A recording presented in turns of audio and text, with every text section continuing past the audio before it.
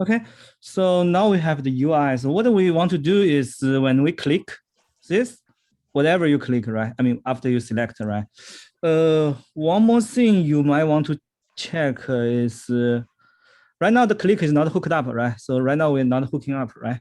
So what we want to do is when you click it, we issue a REST API call to the backend. And the API is this booking link controller create this API. Okay. Okay. So first, how to do that, right? I mean, in the front end. Okay. So let's look at the front end code. So first, follow the first folder you want to look is the APIs. So basically, for every new controller, we basically add for example, group API is group controller. So you pretty much copy paste. For now, you just need to create, right? So it's basically add. So right now you just need copy paste this and basically do the same thing. This is basically REST. Have a look at here. Okay. So you will have a booking link APIs. So this corresponding all the API related. But for now, you only need one API. Okay. Got it? Basically try to like follow what other place is doing. We can talk about those parameters later. Okay, so I'm going up. Okay, so in the API, after the API, you want to go to folder feature, add a new folder in the features. Features basically where we group the saga and the reducer. Okay, let's say here. So you want to add a booking link folder, and so let's say if it's add group, right? It's here. You can create a function. Okay. Basically follow how this is doing. I can briefly explain. So this is called just what you the API in here, right? We just saw it. And this you define a function and just follow this. Make an easy call. I mean, I don't just try to and just follow the whole thing. Try to do what you can. I mean, we can fix the errors because it's not being used. So I basically want you to just to follow whatever here is. If you have a question, you can ask Fang. So basically here you need to define states, right? So after you create, you might have a single booking link, right? So you might want to, if you have a class, define the interface here. And here, this action is for expose. Let's say we did add group, right? Okay, where is it? So here in add group, create group.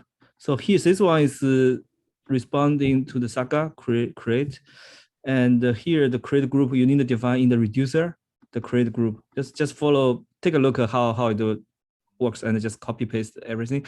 When outside want to call anything, we expose it through the action file. We export here. So let's say create. Where's create group? Okay, maybe we call it add. Maybe it's this add user group. No. Actually, this one. Yeah.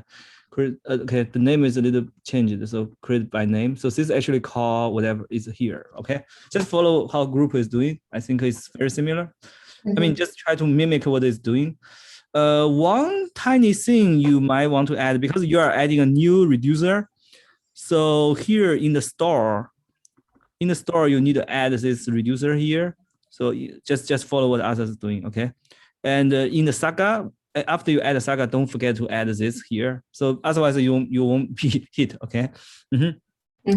So the last thing basically is to use it. When you expose it in action, next you can actually use it in the TSX file.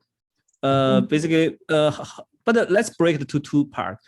First, just finish what I just said and submit it. I'll have a look. Then try to hook it up with TSX. Okay. Okay. So just mimic what this is doing. At least don't have compiling error. Okay. So here you might define some class like anyway you need to use something. So we need to have some default. So right now you assume you will take an integer, right? So when you click the card, it will have corresponding integers, 15, 30, 60. This one, we need some calculation, right?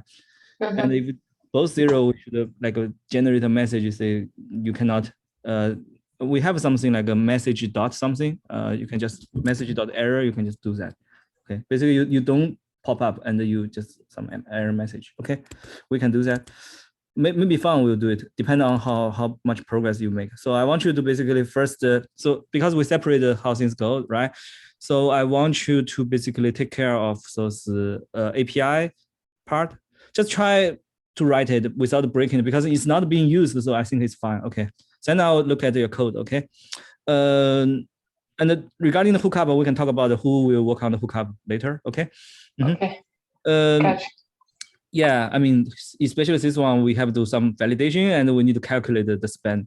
So for you, right now, you don't care about the default parameter, I think, because right, for you, you just serialize this as payload, just submit it, right? So for you, just the parameters, right?